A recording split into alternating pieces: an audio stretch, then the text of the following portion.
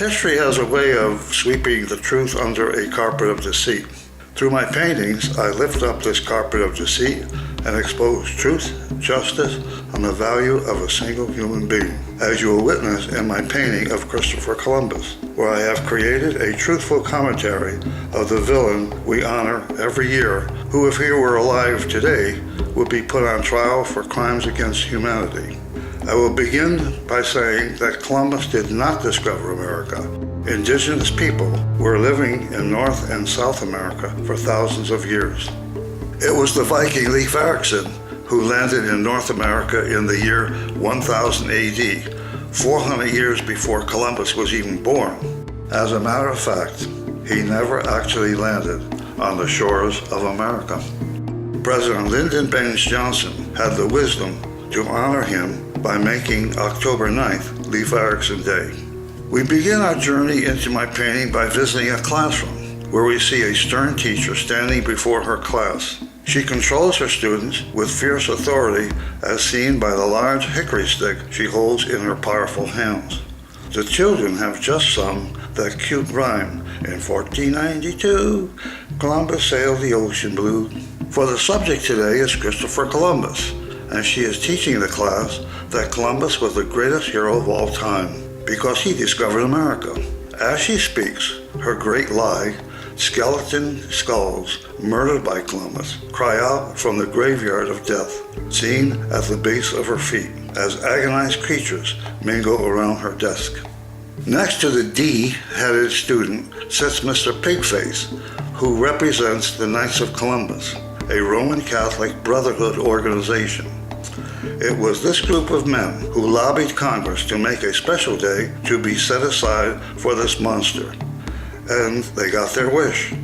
For in 1937, Columbus Day became a federal holiday. Now, let us leave this foul atmosphere of lies and go to the true story of this villain as we travel to the upper left of my painting, where we see 3 ships at anchor. They are the Nina, the Pinta, and the Santa Maria. Columbus has landed on the shores of a quiet island in the Caribbean. He's surprised to find the natives to be friendly, happy, and peaceful. Little did these natives realize that the world was going to come to an end, for Columbus was about to take possession of their land in the name of the King and Queen of Spain, which he would name El Salvador. The land he will take possession of was already the home of the Taino people who had lived there for thousands of years. Columbus hit the jackpot, for he quickly sees the endless riches to be had in gold and silver, and he sees himself filling bags and bags of wealth for the king and queen, and yes, for his greedy self also.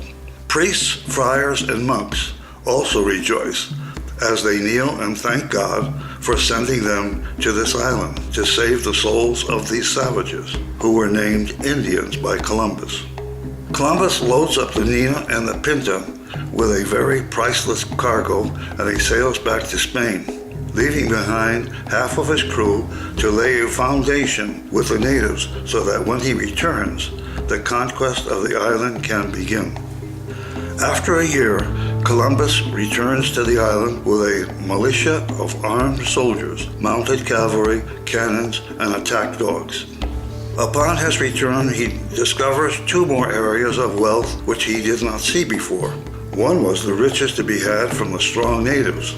Their value might bring more than gold in the slave market. Then there are the women also, especially young girls, 9 to 10 years of age. They were in great demand in the sex trade market. After all, Columbus had experience in this area, for prior to his career as a sailor, he had been a professional slave trader. The second moneymaker Columbus discovers is tobacco. The tobacco plant did not exist in the Old World. Shiploads and shiploads of tobacco plants were shipped to Spain. In a short time, tobacco was being grown all over Europe, and we all know the results of tobacco, as the skeleton to the left of the tall native reminds us. For right up to the present, in our own country, 500,000 people a year will die from lung cancer alone. Let's look at this monster Christopher Columbus, whose hateful, glaring eyes are staring at us. He was a Roman Catholic who claimed he had direct communication with God through God's angels. Perhaps the words of the Lord in the book of Joshua found in the Holy Bible would become the villain's inspiration, for it was God who told Joshua to slaughter nearly 1 million innocent men, women, and children at Jericho with the sword and fire, leaving no one alive. These words from God to Joshua are posted below the evil eyes of Columbus. In his mind, God told him to conquer the New World, and so our monster began to gobble up the world, feasting upon the life and death of mankind.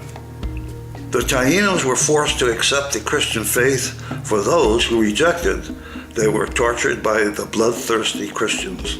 Above the gobbling demon is an example of such tortures, as Spanish soldiers are slashing off both ears of a Taíno because he was not listening to the words of God. Devilish Spaniards are singing happy songs as they burn their victims in a blazing fire of death. There was never a need to dispose of dead Taínos, for their bodies were devoured by the dogs, leaving only bones. Hundreds of gold mines were opened. Taínos were forced to work deep underground 12 to 14 hours a day. Shipments after shipments of gold was loaded and shipped to Spain. We see Taíno skeletons who would, rather than succumb to Spanish commands, would kill their children and take their own lives by throwing themselves off cliffs, jumping into the sea, stabbing, or starving themselves to death. Because the Taínos would not submit to his demands, Columbus began importing thousands of indigenous people from Africa, which proved to be very successful. The natives proved to be successful for the priests also, as shown in the lower left of my painting, as a joyful priest is holding up his prize. For these slaves were easy to convert to Christianity, even after brutal punishment. Columbus once again returns to Spain, where he is honored by the king and queen, and the king crowns Columbus, making him a duke. Columbus proudly waves his hand high in the air, holding the map of the world in triumph, as the demonic Pope Alexander VI declares that the whole New World belongs to the king and queen. The New World would never be the same after the landing of Columbus, for after 4 years, when he set foot on this peaceful island, the Taíno population of 2.5 million, who existed for thousands of years, was totally extinct. Postscript, for those of you who might have missed it, I replaced the map of the world which Columbus is holding, and in its place, I put what we all should support, and that is to abolish Columbus Day.